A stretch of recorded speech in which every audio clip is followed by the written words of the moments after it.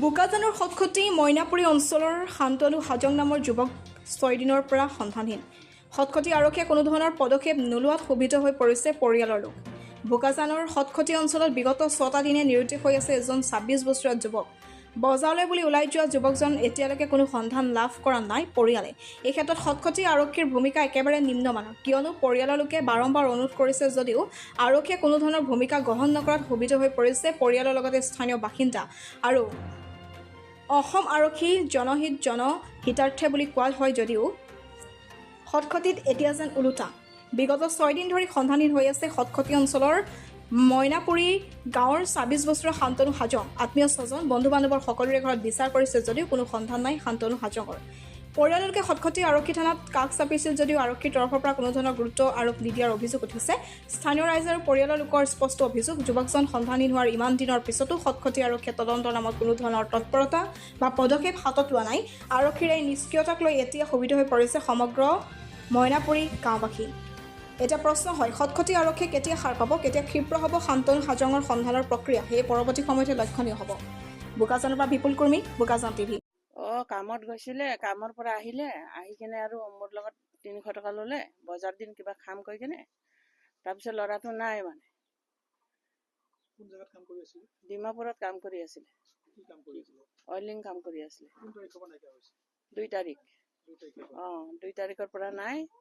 ৰাতি গধূলি মানে এনেকা 4টা-5টা বজাত মই ফোন কৰিছোঁ, তাই ফোন উঠাও নাই। তেনেকা কৰি আৰু বেলেগক ফোন কৰি পঠিয়াইছোঁ, লগৰীয়াকেইটাক ফোন উঠাও নাই।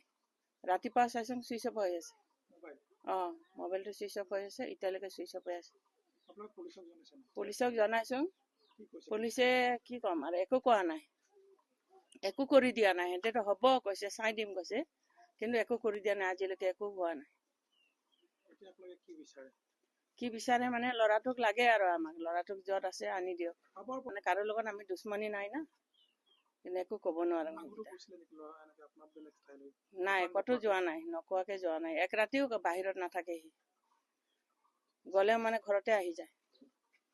ল'ৰাটো য'ত আছে মানে আমাক আনি দিব লাগে আৰু।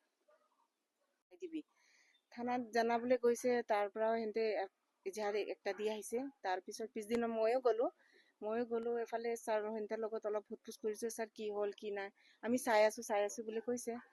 তাৰপিছতে আমি অলপ চলপ খবৰ লগালোঁ, লগৰীয়াবিলাক এফালে ওচৰা-ওচৰি চবৰ পৰা, ঘৰৰ মানুহকেইটাকো কৈ খবৰ কৰি আছে। আমিও কৈছোঁ অলপ, কোনোবা কৈছে লাহৰিজান ফালে দেখা পাইছে, কোনোবা কি এনেকা কৈ আমি গৈছোঁ। 2-3 দিন আমি গোটেই বিচাৰালোঁ। কালি ৰাতিলৈকে আমি বিচাৰাই আছোঁ, 10 বজালৈকে আমি লাহৰিজান ফালে বিচাৰাই আছোঁ। কোনোবা দেখি পাইছে বুলি কৈছে, কোনোবা CCTVত মানে ফুটেজটো ওলাইছে বোলে, এনেকা গম পাইছোঁ কোনোবা দেখাটো। কিন্তু এইটো আমি চাব পৰা নাই, কেলে তাহাঁতৰ টিভিটো বেয়া, আমি চাব পৰা নাই। থানাত আমি জনালোঁ, থানাৰ পৰা আমাক কৈছে নাই আপোনালোকে যাব নালাগে, কিন্তু আমি মানুহ লগাইছোঁ, আমি চাম বাৰু, এনেকা কৈছে। কৰা নিচিনা আমাক অলপ বি মানে লগা নাই। আমাৰ ফালে যি বিচাৰিছে তাহাঁতৰ ঘৰৰ ফালে পৰাহি বিচৰা-বিচৰি হৈ আছে, কিন্তু থানাৰ পৰা আমাক একটা বি খবৰটো মানে সিহঁতৰ ফালে পোৱা নাই। মোবাইলটো ট্ৰেচ কৰিব দিয়াটো এতিয়ালৈকে ৰিজাল্ট আমাক একো দিয়া নাই।